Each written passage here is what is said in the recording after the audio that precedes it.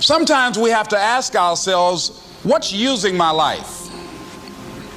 Heard a guy give a lecture one time that says, we are today what we were when. And he was talking about the fact that we, to a great extent, behave, think, react because of some previous experience that we've had. One of the things that we know about life is that it is always changing. Sometimes you're up, sometimes you're down. Sometimes things go real well, and sometimes they don't. Sometimes you're happy, and sometimes you're sad. Now that's that thing called life.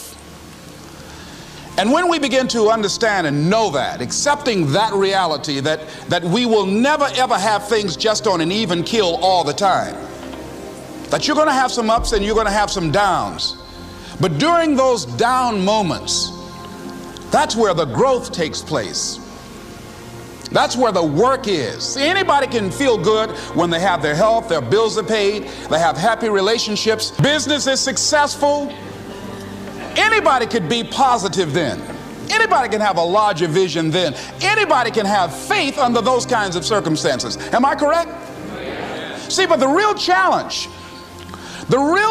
of growth, mentally, emotionally, and spiritually, comes when you get knocked down. Somebody said that adversity introduces a man to himself or a woman. How you handle it, that's where the growth takes place. When I was facing some challenges, I had a guy say something to me, and I suggest this is one of the first things that you want to do when you're facing a challenge. You want to get unstuck. Evaluate where you are. Look at it. Assess yourself. Assess yourself and assess the situation. What brought you there? What role did you play? Earl Nightingale had a saying I like. He said, all of us are self-made, but only the successful will admit it. What has brought you to this point? What did you learn from it? Are you learning anything, or are you doing it over and over and over again? Somebody said that insanity is doing the same thing in the same way, expecting a different outcome. Are you going through it, or are you growing through it? Are you bigger and better because of it? Because it's not going to leave you until you grow through it. I was going through a major challenge in my life that was wearing me out, that was using me. You see, your mind is when you go into a service station to get gas, you don't go in there and just start pumping. When you push the lever up, it clears the previous bill. By the same token, if you want to begin to move, you've got to clear your mind of all the unnecessary luggage and baggage that's weighing us down. I couldn't move, I couldn't think about what am I going to do to get out of this situation, because I was so concerned about what happened and what he did to me and how bad it was.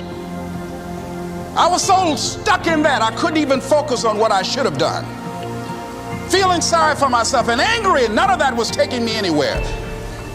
So pretty soon I learned through effort, made a conscious, deliberate, determined effort. I had to let it go. I had to forgive it.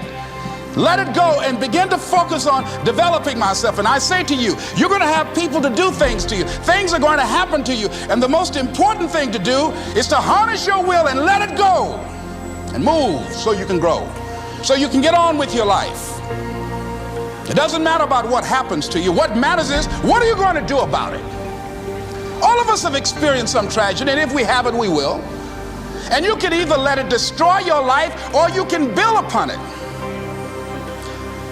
You can permit it to let it hold you down, or you can decide, I'm not going to let that happen to me. I'm bigger than this. Make a declaration to yourself. Declare all out war that you're going to get out of this rut. I don't care how good you are. I don't care how talented you are.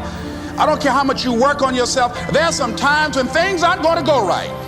They just are not going to go right. There are times when anything that can happen will happen. Murphy's Law will be knocking at your door. Why? I don't know why. That's called life.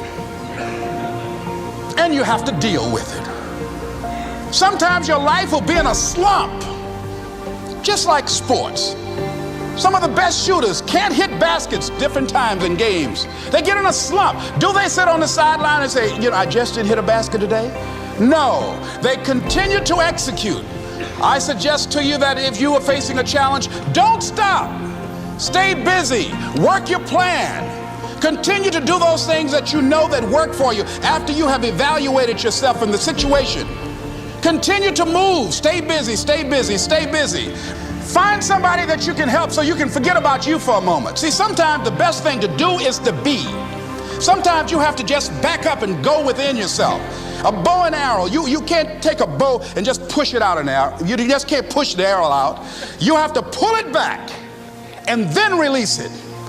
Sometimes you have to back up and go within and pray and meditate and recharge your batteries. Go away, clear your head, and then come back and look at it from a different vantage point.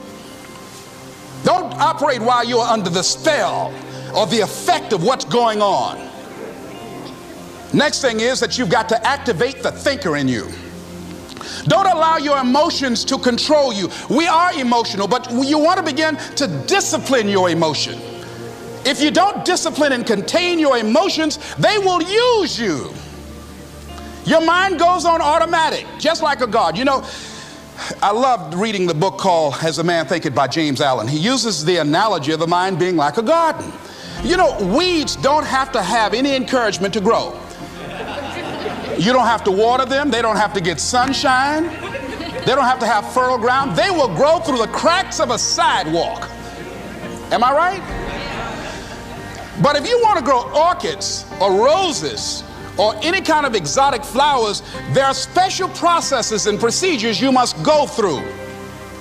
Well, by the same token, you don't have to force yourself or motivate yourself to think negatively, to be depressed, to hate somebody, to want revenge, to want to get back at somebody, to beat yourself up over the head, to feel loaded with guilt. You don't have to make any effort to do that. Your mind is on automatic. It will do that by itself. But if you want to begin to move into your own personal greatness, if you want to begin to really enjoy a happy, successful, healthy life, you've got to be willing to go against the tide. You've got to be willing to harness your will and say, in spite of this, I'm in control here. I'm not going to let this get me down. I'm not going to let this destroy me.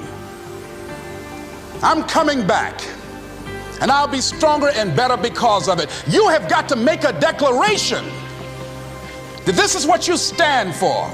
You're standing up for your dreams. You're standing up for peace of mind. You're standing up for health. You want it, and you're going to go all out to have it. It's not going to be easy. When you want to change, it's not easy. If it were in fact easy, everybody would do it. But if you're serious, you'll go all out. So yes, I'm going to turn this situation around. I'm not going to sit back and moan and cry over what happened and what went wrong and who did what. I'm going to do something about this situation. The next thing that is important is that expect things to get better for you, because they are. See, life is cyclic. You're not, whatever experience you're having right now, it has not come to stay. It has come to pass. Not to stay, just to pass. It's just going through. The biggest challenge is to know what's happening. This is a part of this thing we call life. This too shall pass. And maintaining perspective, putting it in perspective. The other thing is take full responsibility for your life. Accept where you are and the responsibility that you're going to take yourself where you want to go. Someone said we have two primary choices in life.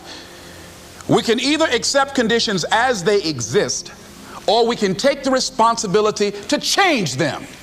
See, a lot of people want to exempt themselves from taking responsibility. All they want to do is talk about the problem. Every time you see them, they'll tell you their story over and over and over and over again. No. You want to take responsibility for your life.